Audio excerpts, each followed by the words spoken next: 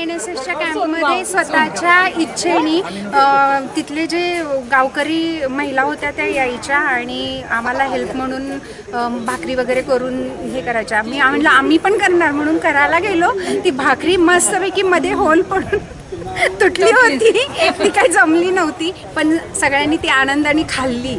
आणि एकतर ना चुलीवर करायचं होतं. चूल हा आपल्याला कधीच माहितीची गोष्ट नाही. आणि तिथं चुलीवर करताना डोळ्यातनं पाणी, ते भाकरी टाकतं, ती नंतर तव्यावर टाकताना अर्धी मोडलेली असते, अर्धी खाली गेलेली असते. म्हणजे शिकवणारे बायका आम्हाला हसत होते की अरे तुम्ही एवढ्या मोठ्या झालात अजून येत नाही, पण त्या करून शेवटपर्यंत नाही. पण त्यांना इतकं कौतुक होतं की शहरात राहणाऱ्या, सावलीत राहणाऱ्या ह्या मुली आज इथं येऊन एवढं उन्हात काम करतायत, वरून उन्हात काम करून आणि संध्याकाळी सुद्धा आम्हाला मदत करायला येतात. हे त्यांना खूप म्हणजे त्यांच्यासाठी ते कौतुकास्पद होतं. अजून एक आठवण आहे, कॅम्पमध्ये आम्ही पथनाट्य केली होती. पथनाट्य केली होती आणि त्याच्यामध्ये मग हुंडाबळी असेल, वेगवेगळे विषय होते. आणि तेव्हा त्याचबरोबर मंदिर होतं, तिथं आम्ही पायऱ्या बांधल्या होत्या आणि रस्ता सुद्धा तयार केला होता.